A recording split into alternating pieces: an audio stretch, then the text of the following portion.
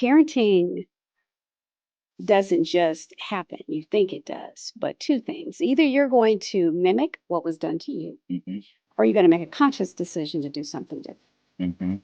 You cannot say, oh, I hated the way my mom did, fill in the blank. Or drove me crazy when my dad said, fill in the blank. Yeah. If you don't stop and actually find a different way to resolve that same conflict, whatever it was, you're going to eventually do it exactly how your parents did. We are the some We don't know that no, though. we have no clue, right? And so one day you go, gosh, I am my parent. Yeah. Because we turn into them without a conscious decision to do something different. Welcome back to the Shattered Mindset podcast, where we explore the pivotal moments that redefine our thinking and set us on new paths. Today, on the podcast, we are honored to welcome DeAna Jo Vivian, my friend, and the executive director of the Vivian Foundation. In this role, she leads initiatives that promote literacy, education, and preservation of Black literature and history, continuing the legacy of civil rights leader C.T. Vivian and his wife, Octavia. DeAna's extensive background spans corporate leadership, nonprofit management, trauma-informed counseling, and community engagement. Her dedication to social justice and community empowerment is truly inspiring. So join us as we delve into her journey, insights, and impactful work that she leads. How did I do? I feel like I should pay you. You can. You can. You can. You can. Introductions are always so You can. awkward, This is right? my birthday month too. Oh, that's right. That's right. We're birthday twinsies. That's what we are. Birthday twinsies. Yeah, yeah, yeah. So how are you? I really cannot complain. Life is lifing. Life is life, and it just does that, It doesn't it? just does. But if you sit still and take inventory, you honestly realize that life is not bad. No, it's not. It's not. And it truly is what you make it. And so, sometimes we just don't make it so good. And, I know I do that myself a lot, so it's usually uh, on me. But I'm so glad that you chose to sit down with me today. And it's more of an honor than you might know. I call you my friend. You and your awesome husband, Al. I call you friend, but you're an established, accomplished uh, businesswoman, and in so many things. And so I'm honored to have you and to be here with you. So just want to just talk to you a little bit about who you are uh, and where you came from, where you're going, and just to chat with you. I know you are a Spelman woman married to a Morehouse man. So, yes, Spellhouse babies. Spellhouse babies.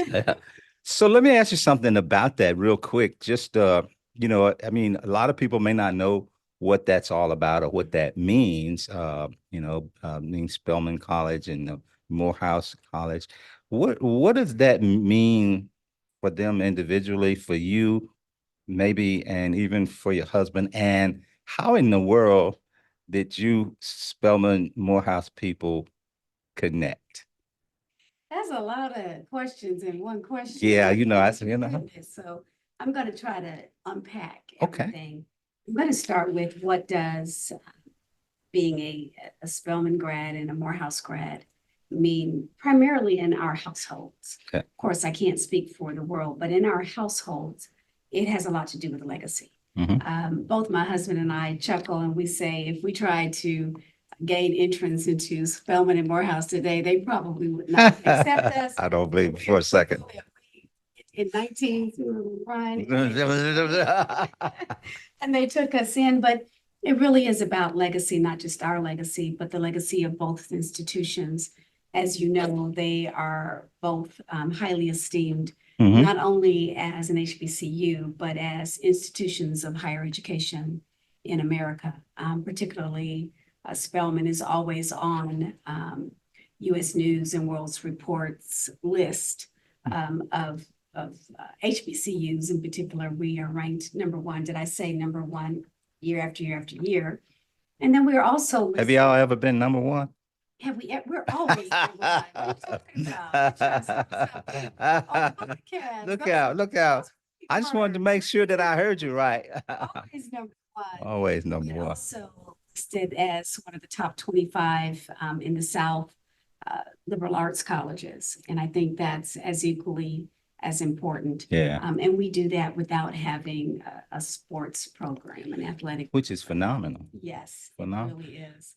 Yeah. How have you been able to leverage that in life?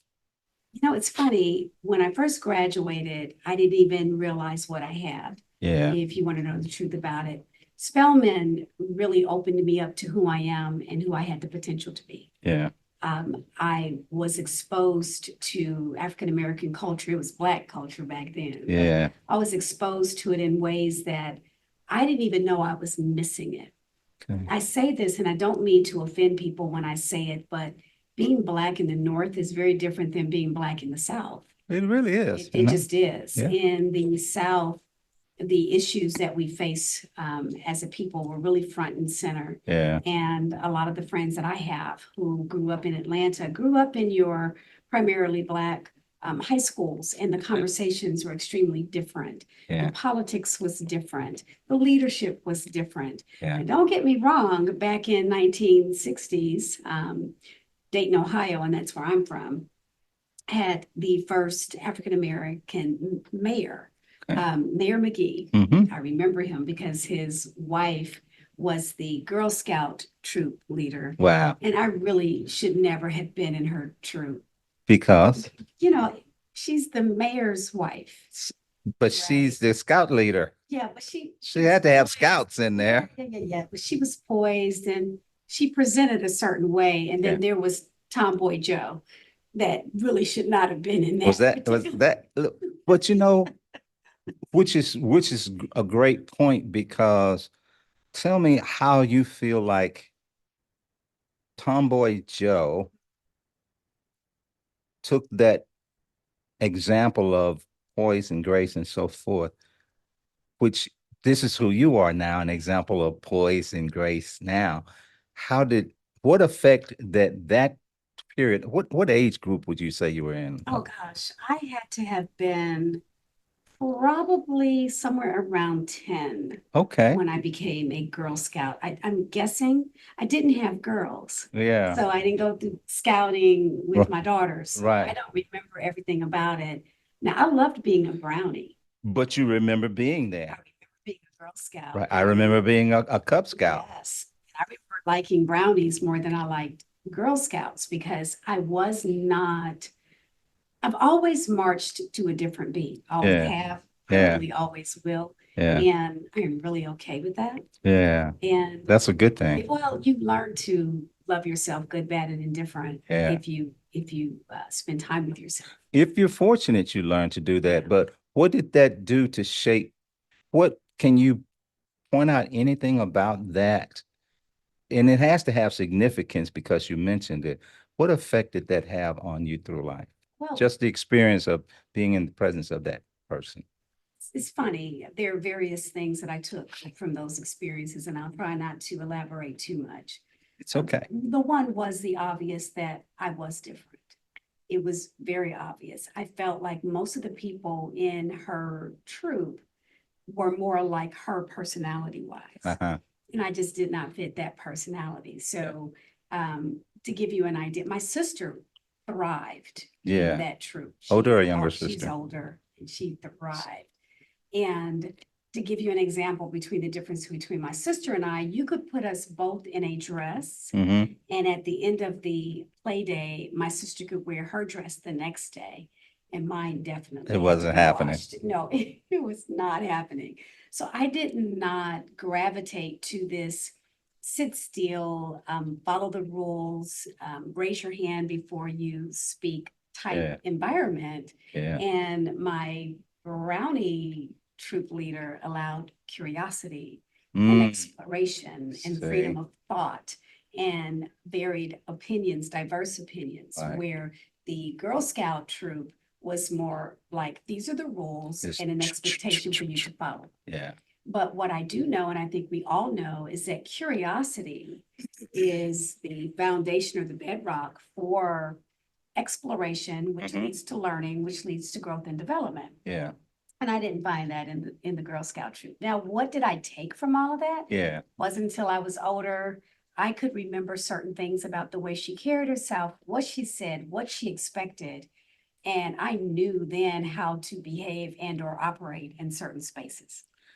Would you say that that's one of the, and I'm not trying to put words in your mouth, but maybe one of the pillars of your life development from 10 years on? Or are there some other things that contributed to helping to shape your life to the person you are? Oh gosh, there's so many things. I mean, Tell me some of them. oh geez, where do I start? You know, I am the product of divorce. Okay. I think that's probably the biggest shaper of me. And again, I will At say, what age? my parents divorced when I was in the second grade. Okay.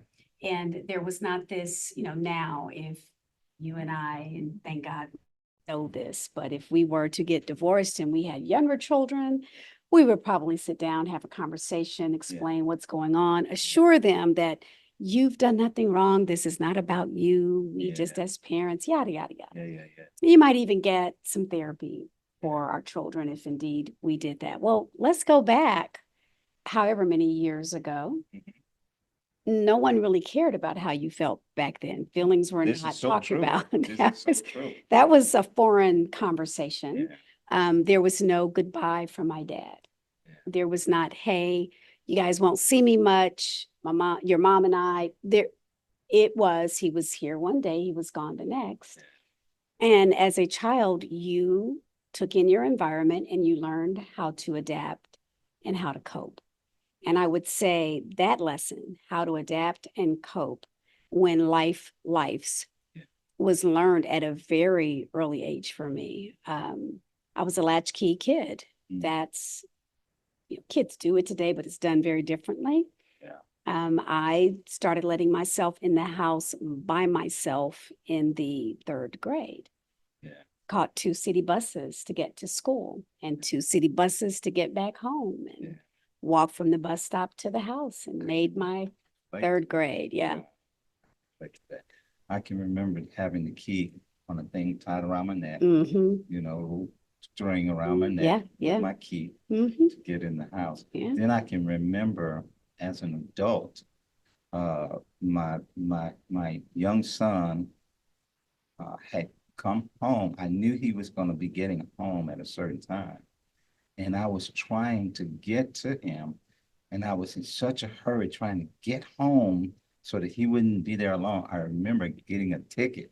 And I told the police officer, I said, I'm so sorry that I'm driving so fast, but my son, who's in elementary school, is at home and I'm just trying to get to him. And he said, oh man, go ahead, get to your kid, And, but that would have been nothing for me when I was growing up, but then, we see times have different. changed. Yeah. They really have. And the funny thing about it though, some things have changed, but one thing has never changed. Yeah. We put a lot of focus on stranger danger, but the reality of it is most danger comes from people that we know. Now, people we don't know, a whole lot has not changed. And so we are concerned about strangers. That's why we move in the spaces and in the ways that we do as it relates to our children. And back in the day, parents weren't so concerned about strangers. Well, the thing about it is that we get, I think there's a place for the stranger danger part, but we get so caught up in the thought of it that we become less social beings. Yeah, we do. Yeah, we are and social media doesn't help. No. Social media is not social. No, it's really not. And our social skills, I say, our, meaning the collective human race, not necessarily me personally, but the social skills of Americans or humans, period, are on the decline. Just having small talk is very uncomfortable. Yeah. Social anxiety is on the increase with our youngsters, all because we have lived a lot of our lives they have behind a screen. Well, professionally speaking, you are a a trained licensed psychotherapist? No, well, yeah, psychotherapist. I'm a And- licensed professional counselor in the state of Georgia, trauma-informed therapist. That's a lot. Not really. But you know, in the scheme of things, in the conversation when we talk about life and growing up, and I still want to get back to the early life for you, but how have you seen and I know you've seen a lot Mhm. of situations where people have gone through different transitions in life, and how have you seen how, let me put it this way without complicating it. When I was in management, I knew when people came on board, whether they had discipline in their home, Mm. these are adults now. Yeah. I knew if they took out the trash at home. Mhm. I knew if they had chores. Mhm. I knew if they were the rebellious kid at home. I just knew what their childhood was like Yeah. when they came to work at the company that I worked for. Mhm. And I wasn't a therapist or anything like that. I just could tell. Yeah. What do you see when you think of people now, and we see people going through all kind of changes and gyrations now? How do you think the past affects that? Oh, the past in terms of how they were raised and their environment. Your home of origin is absolutely everything. Home of origin. Yeah, it's your foundation for life. Your birth order matters. Whether or not both parents are in the home, if one works Birth order it matters. matters. Okay, so oldest or youngest? You're in the middle, aren't you? Well, I'm the youngest son growing up. Now I had a younger brother, but he didn't grow up in the house. Okay, But I'm the youngest son growing up. all right. So I don't know how Two you younger functioned. sisters Two younger sisters. So growing up. so you weren't the youngest. No, No. the youngest was the girl who's the diva of the family. All right, because she's the baby. And I would say in middle siblings are harder to just pin down. You guys kind of vacillate I between was a lot of things. misunderstood, yeah. Quite often, that's you all vacillate. Quite often. You whole nother world. But let's talk about the babies. Babies, true babies in the family, Yeah. usually have some element of being spoiled. Yeah. They usually are waiting for someone to do something for them. If you ask them to do it, they'll do it, but they don't necessarily always take the initiative unless they grew up in a household where someone just broke all the traditions of having a baby. Yeah. The oldest usually is the more responsible one and make sure everyone falls in line and everything gets done like it's supposed to get done. That's why I call my oldest sister Mama Junior. You understand. You understand. So home of origin and birth order, all of that matters. Interesting. And you will Okay. find even in the work environment, true babies. And I call them, I'm a baby, but I'm not a true baby.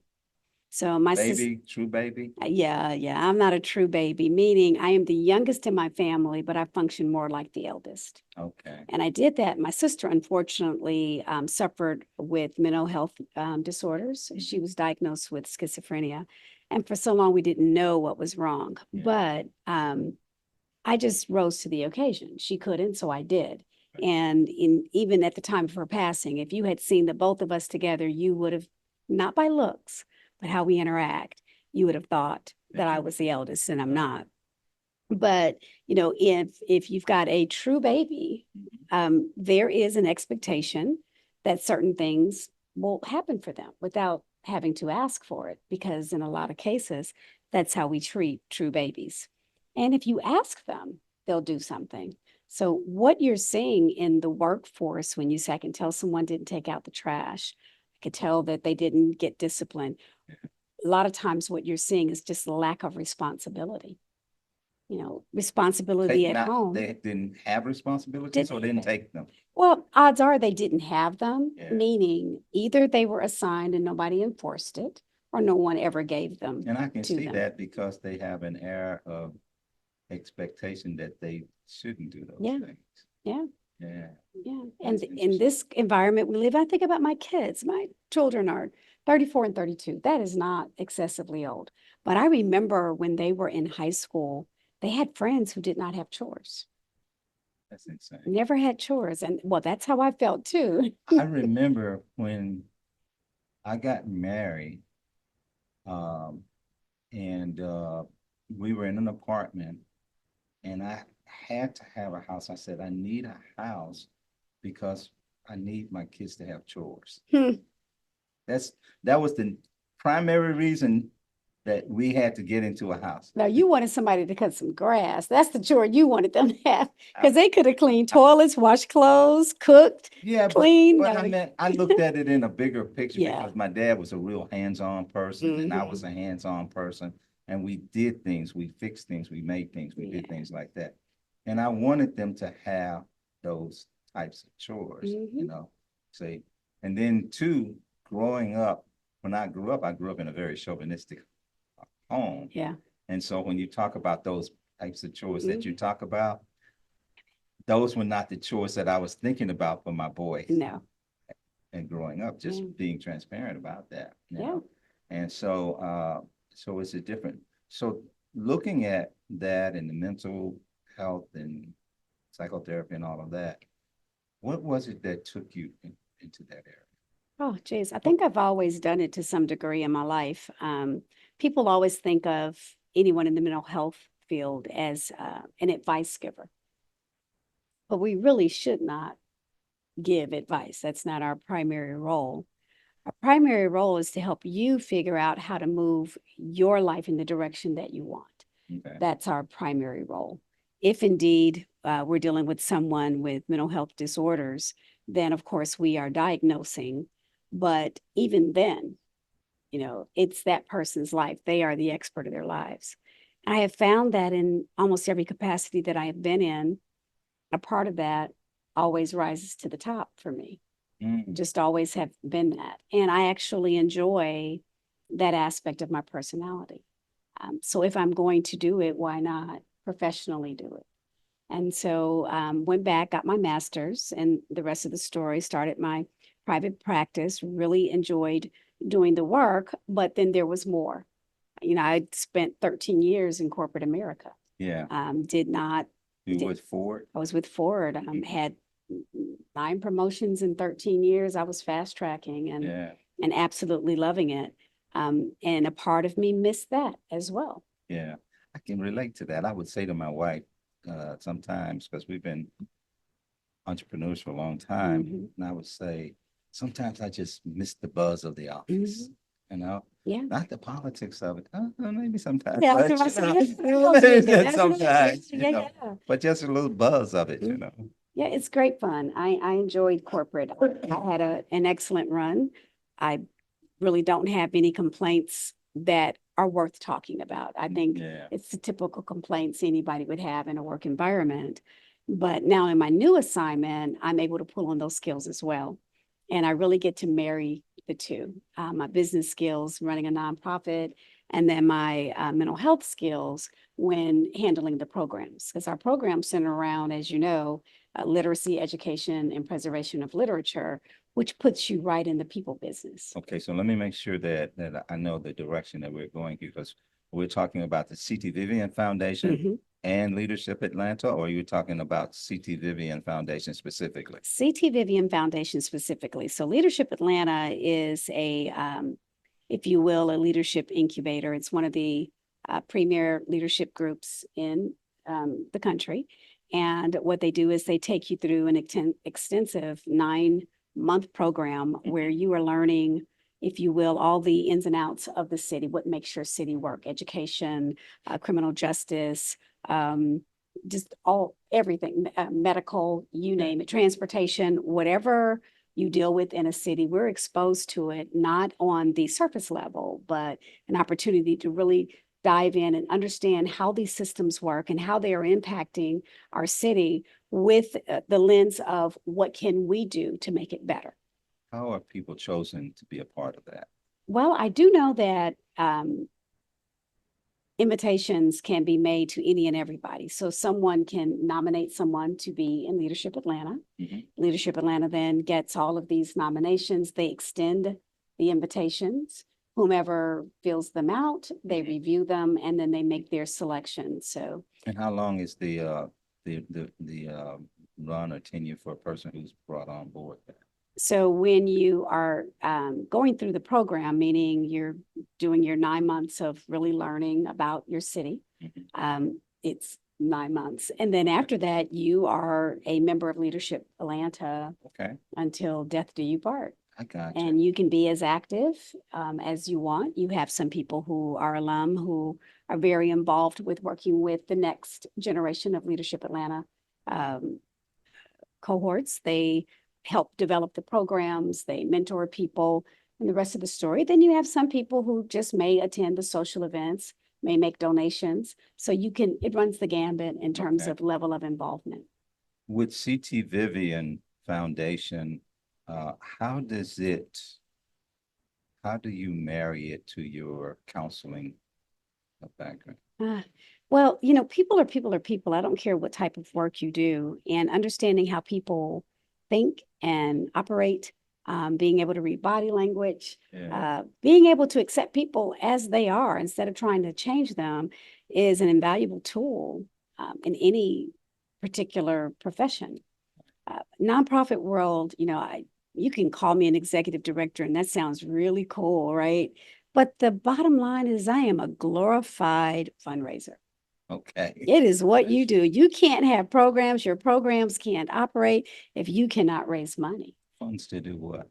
Funds to operate our programs. So our programs center around social justice issues, around the lines of literacy, education, preservation of literacy in African American history. Mhm. And so under literacy, for example, we are developing a program called Learn to Read for middle school. Okay. A lot of people don't know it, but for so long, our country was improperly teaching reading.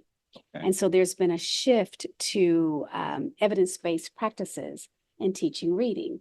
And you can see the scores are rising in our elementary levels. But by the time you get to middle school, if you can't read, that's Yeah. problematic. I'm working with a middle school right now where 43%, only 43%, Yeah. I'll say that number again, 43% of their students are reading at proficiency. Hmm. What what was broken with the system? The way we were teaching it, we were doing more sight teaching. We left out phonics and all of the other rules that go along with learning how to read. And Okay. so students who have parents who are more engaged with them are more likely to succeed in an environment like that. Yeah. If all you have is 45 minutes to an hour a day in reading, Yeah. and someone is giving you prompts and hints, that's what they did, Mhm. and the child is supposed to fill in the blank so that they are now reading a sentence. They did away with sight reading, meaning you have sight words where kids memorize them. And it was a very different All way about of learning. memory. It was, yes, Yeah. and being able to make these correlations with pictures. But I might be able to figure out the word by looking at a picture, but that doesn't mean I can then identify the word without the picture. Yeah. And so we lost a whole generation of children when it came to reading. And a lot of school districts to include, or school systems to include the Georgia schools have shifted, and the overwhelming majority of them are now teaching evidence-based reading. And that is great. So we're going to catch our kids up. We've seen gains already, but the area that is needing the most help is middle school. And so we're going in working with those students, and we're trying to do what we call productive struggle with them. Mhm. And that's where a student can pick up a book, and it's a little bit difficult for them to read, but one of our volunteers sits there with them as that student tries to read, helps them to pull on their critical thinking, Yeah. helps them to think abstractly where need be. It intensifies or grows their vocabulary, and it helps bolster their confidence as they're working through that book. At this particular middle school, and I'll tell you this statistic, it was staggering to me, Mhm. knowing that 58% of their students are not proficient. 58. 58%. They have one teacher who teaches reading per grade level. She has 5 classes, or he, per day, and each class only lasts 45 minutes. Mhm. How effective do you think she will be in teaching reading and getting these students proficient Yeah. before they leave her classroom or his classroom? Like behind the plate. Exactly. Wow. And what happens to those same students by the time they get to high school if they cannot read proficiently? They drop out. So what kind of challenges do you face with trying to put these programs across in such a legally driven process that we deal with? You know, I think honestly, Legally and politically. well, I try to leave the politics out Yeah. for a reason. Yeah, I understand, I- but I'm just saying, trying to move forward and not taking a position on that, but how Yeah. do you get your agenda across? Yeah, I literally start with leaving the politics out. I mean, Okay. not taking a stance, Yeah, but yeah. not letting it affect me is where I'm going. Yeah. I know that teachers need help. I do not think that anyone who is listening to this would disagree with that statement. It's true. We all know that they are underpaid. Mhm. They have fewer resources, less time than what they used to have, and too many students with too many diverse issues. So I don't necessarily mean large classrooms, right? So we are integrating our students who may have special needs back into the classroom setting. Nothing wrong with that. If you also have an assistant in that classroom who can work with those students while the teacher may be doing more group work that requires spread out attention versus focused attention on one student. So I think we can all agree that they need help. So what I do is I go to the people who need the help and I let them sell what I am trying to do. Okay. And again, the two schools that we have targeted, one is Learn to Read, the other one is Love to Read. We're doing that at the high school level. Okay. Because if you can read, then you will love to read. And when you love to read, then you can connect with literature that helps put not only windows, but mirrors in your life to let you see life in a very different way. But I go to those educators, I share with them my ideas and suggestions. They share with me what they need. We develop a program. They go to the administrators. The administrators then get on board. Why? Because the educator is on board. And I've been able to move forward. I start small. I never start big. Yeah. So this is my first launching of this program. I'm starting one school with Love to Read, one school with Learn to Read. My goal is within 5 years, we will have at least 5 schools on each program. And how do you, as you, in an ongoing process, how do you measure progress or success? Progress of success is based on how well we raise the proficiency level of the students in middle school. For Love to Read is how well we raise the number of minutes read for the collective student body in a school year. And then is that targeted schools, but is it targeted sections within a school or just a whole school? Both.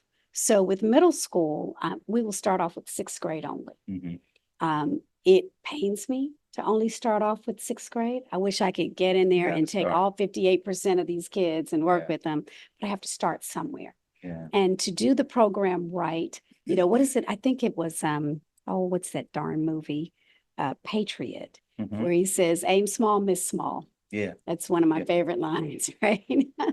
So, you know, I aim small, I'll miss small. So I start small. If we're off, it's only going to be by a little.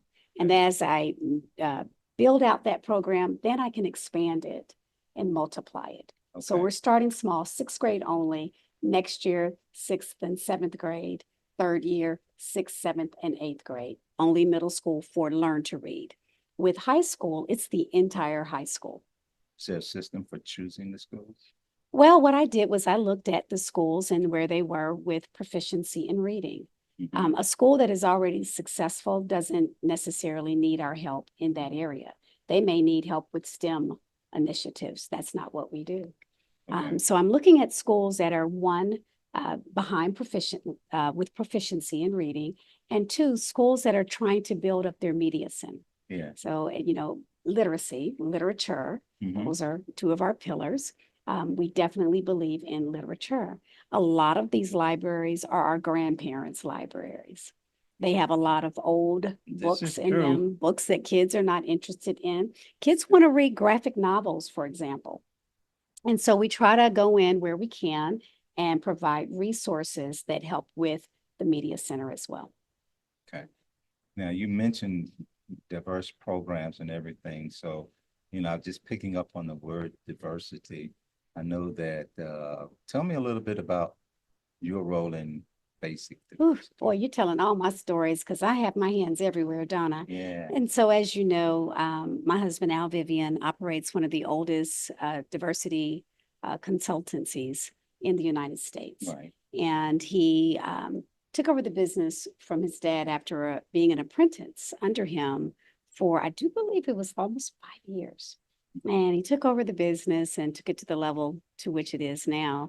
And in my capacity, I helped him with the back end, the stuff that nobody can see. I made sure all the operations were in place. I handled the financial side of it. I kept his calendar, all the things that nobody else wants to do. Yeah. Today, it's a little bit more diverse. So I still hold on to the financials. I have a hard time letting that part go. I probably need to. Yeah, I can feel that. Yeah, the rest of it I've kind of let go of and someone else is handling. But I also am instrumental in helping out with executive coaching. So we have situations where organizations will call and they have people who are in C-suite quite often, but as low down or far down as in management level, who have issues across the diversity spectrum, be it they have issues around race or gender, sexuality, religious biases, xenophobia, all the things. Mm-hmm. And I go in and I work with them to help get them to a place where they're ready to grow. You, in that regard, can you think of, well, a specific incident where, not incident or situation whereby you can say, here's an example where we really had a breakthrough? Hmm. You know? You know, I've had a lot of them, and of course, I can't tell you the organization, but I remember this one particular organization, and the issue happened to have been gender. Mm-hmm. There was a gentleman who worked there, and he was giving his new boss the what for. Yeah. But he had been there longer than her, and so his influence on other people was really great. Yeah. And I remember us doing the privilege walk. I think that was the pivotal moment Right. for him. Right. To be able to see how much privilege he walks in just being a male in America that's given to you really without even having to earn it. Right. Not wrong, right? Yeah, We're not trying just to do is what it that. is. We just needed to enlighten him to where he was. And it was the point, I could see the light bulb going off over his head. Like he finally got who he is versus who she is, what she's bringing to the table in terms of how much more she had to do to get where he is, and why she was more deserving of the position at that time. Right. But it was hard work, but the hard work, as I always say, belongs to the client. It never belongs to me. Once I start working harder than the person who says they want to make the change, it's time for me to step away. Yeah, sometimes people, when you talk about the situations with regard to diversity issues and things, I think sometimes people on either side of that don't even realize that there is an issue. Yeah. Because they've lived in it so long. Mm-hmm. I remember I have a friend, and he worked for a very wealthy guy, and he always wore a firearm. Mm-hmm. He worked for this guy, and every time I saw him, he always had it. I never thought too much about it. And I think one day I just said, man, you always got that. And he says, yeah, you ought to get one. And I said, well, I don't know. He said, well, you just really should get one. I said, I don't know if that's a good idea for me, And at the time, and he said, you won't have a problem. I said, you won't have a problem. He said, no, you won't have a problem. He said, no, no, no. He said, listen, I get pulled over. He said, I just tell them, hey, listen, I got firearm. He said, it's no big deal. That's all you got to do. I said, that's all you got to do. See, your lived experience is different than his lived experience. And people forget that. They do not. I always say that empathy is the greatest tool we all have in our toolbox. Yeah. It requires you to put yourself in somebody else's shoes and see life through their lens. Yeah. And so few people actively walk in empathy. How do you balance the professional and business and personal aspect of running a business with your husband? No, geez, it all blends. It's stew now. I mean, Stew, it's stew. we've been doing it for so long. You know, one of the things I try to do, I have some boundaries in place, and I don't have a lot of hard boundaries because my husband's so flexible. He's just a good guy. He really is. I don't have to do a whole lot of hard boundaries, but the one that I do have is don't give me information in passing because that's really easy to do, you know. Interesting. Right. Like I'm getting ready to go to bed and you're like, hey, by the way, tomorrow, can you do? Like, no, we're not going to do that. We will not do that. I had to help him to understand because of the other responsibilities and roles that I've taken on, because there was a time that I wasn't doing all of that. So he had free access, free reign, right? But as I've taken on more responsibility, I have to remind him he can't make his emergency my emergency. And outside of that, I think we get along very well. We've just learned how to balance it. And funny enough, you would think that we would talk about work all the time. Yeah. But we just don't. You know. We have more to our lives than basic diversity and the CT Vivian Foundation and all the other things. Well, we're going to wind it down, but I want to just kind of talk a little bit. You know, I know you're a proud parent of your two fellows there. I am. And two adult guys. And how has being a mother influenced your perspective on life, leadership, and service? Ooh, life, leadership, and service. How has motherhood influenced my perspective on life, leadership? I'm just taking it all in. That was you have loaded questions. You don't just say, hey, do you like blue? Do you like Yes, I like blue. See, those are easy questions. No, you want me to think and contemplate and ponder. You're a thought leader, so that's okay. We're going to go with that. Okay, so as a mother, how has that influenced my life? How has motherhood influenced my perspective on life? One, it just opens you up tremendously for different ideas and perspectives other than your own. I've learned more from my children, even as infants, and I have learned from probably every formal classroom setting I have been in. I've learned when I am patient, when I'm not patient. I've learned more about myself in terms of expectations and selfishness, if you will. So it helped me to see that the world was so much bigger than myself. Yeah. I would say that's the first thing I learned about being a mother, from being a mother. Leadership, people are watching you. That's funny. I remember teaching, particularly my oldest, how to drive. Now, Lou has always marched to his own drumbeat. He knows who he is, has known who he is. I feel like the day he came into this world, and he is going to regurgitate some things back to you that make you go, oh.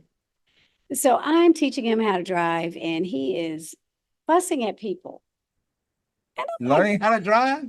Yeah, fussing at people. I'm like, oh man, who you fussing at? Turn the hand on the wheel and get going. And what are you fussing at a car for? And his words were, well, that's what you do. Oh, okay. Okay. They do mimic, don't they? They do. He's 15 at the time, and it was another reminder that if you lead from the front. Yeah. Yeah. Make a decision that this is who you are, not who you want somebody else to be. You talked about your as a child and, you know, the child of divorce and, you know, really dive deep into that in the life that created for you. How did your reflection back on that affect your parenting? Oh gosh, in every way. I used to tell clients that parenting doesn't just happen. You think it does, but two things. Either you're going to mimic what was done to you, or you're going to make a conscious decision to do something different. You know, you cannot say, oh, I hated the way my mom did, fill in the blank, or drove me crazy when my dad said, fill in the blank. Yeah.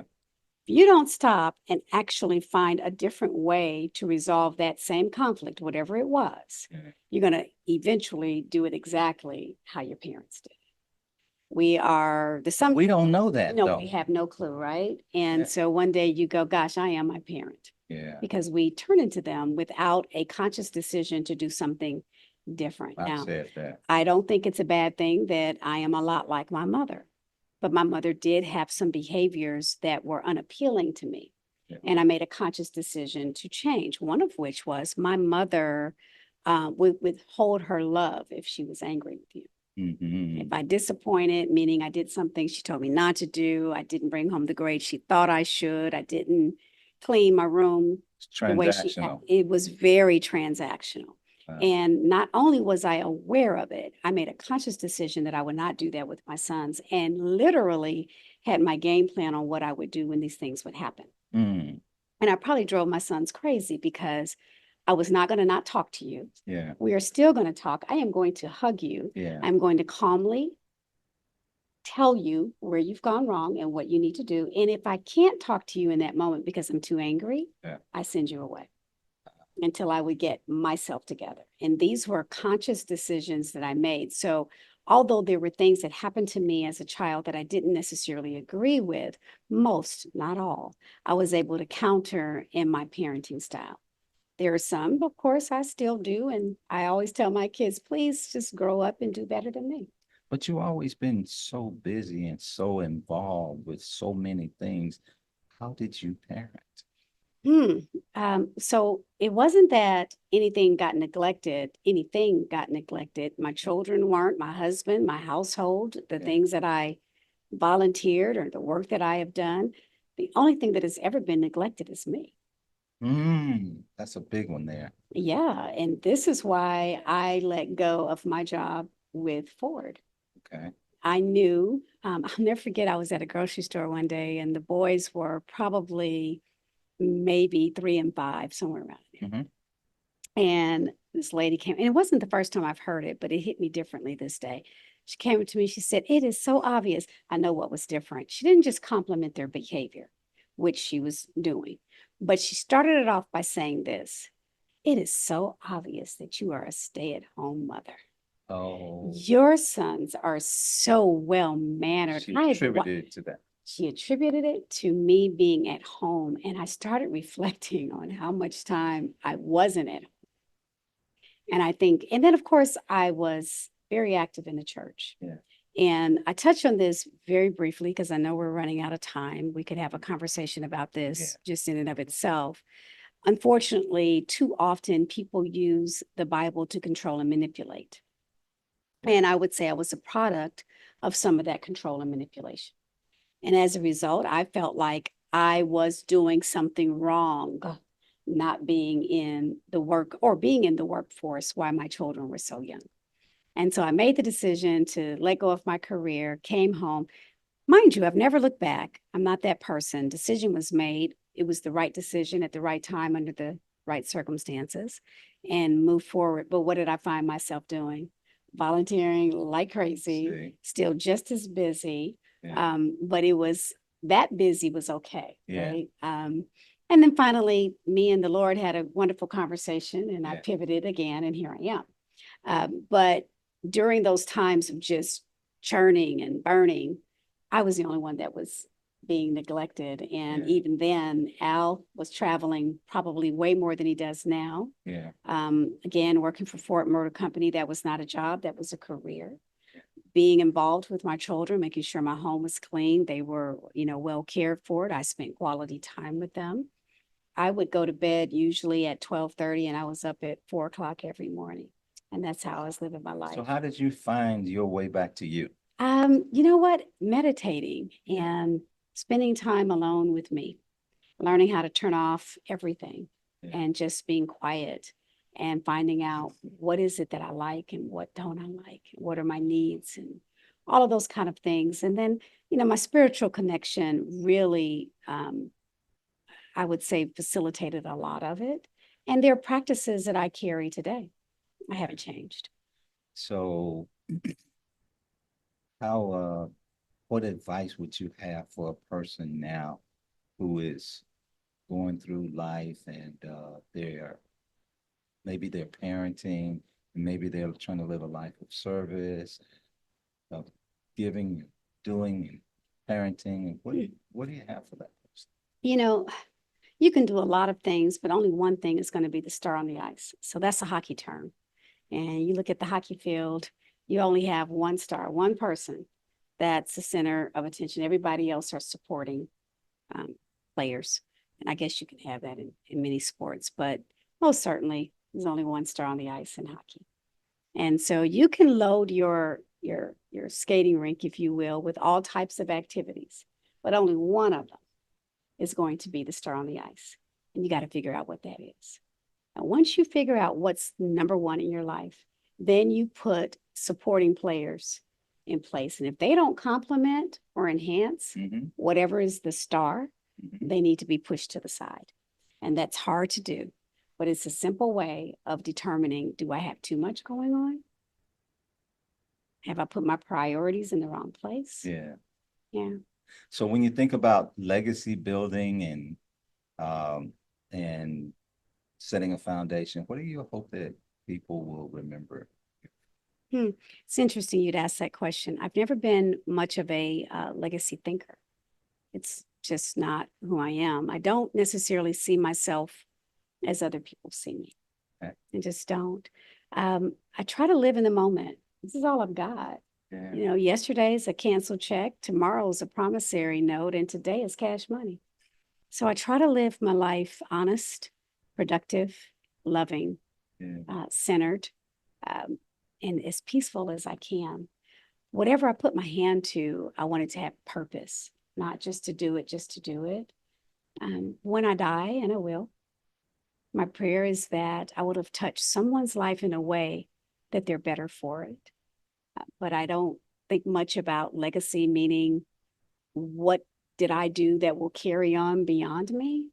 I hope it's what I sowed in somebody else will carry on beyond me. So with that in mind, what's next for you? Jeez, we're not doing enough. There's nothing next except for retirement. Have you decided what you want to be when you grow up? I do not know. I have never known. I have never known. I admire people who go, all my life I wanted to be a doctor. Yeah. That's not who I am. Yeah. Never has been who I am. I think as long as the foundation of what I do involves people, I will do it. There's a difference between calling or purpose and profession. If you always respond to your calling or purpose, it doesn't matter what your occupation or profession is. I'm always true to my calling and purpose, people. Yeah. Always have been. I was driving home from church with my kids when they were young. We were driving home from church one night, and this car pulled up right next to us, and there was these guys, and the guy looked like he was intoxicated, but he said something, and it was funny in the end because he said, "Hey kids," that back then you drove with the windows down. Yeah. He said, "Hey kids," he said, "y'all be good kids." He said, "Grow up to be something good." He said, "Be a doctor, be a lawyer, or Indian chief." Yeah, that was it. Back in the day, right? I was like, okay, it's time to go. The light has window. changed. The light has changed. So in closing, what can you leave to this audience to just in closing remarks? What can you say? Piggybacking off of what you said, it says what did you say? Be good people. Yeah. Yeah. Good And people. I think so often we define good people based on somebody else. And that's where we go wrong. Someone said you should be a doctor, or an attorney, or a nurse, or an educator. I think you have to find what's true for you. Spend some time with you. Nobody knows you better than you. You are truly the expert of your life. And I think when we are willing to take the time to discover ourselves, go for some walks, get out in nature, get your journal out and just start writing.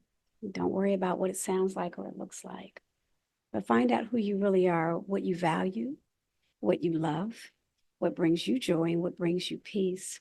You know, we get to choose. I think people kind of look at me side eyes when I say this. The greatest gift I believe that God gave us was the ability to choose.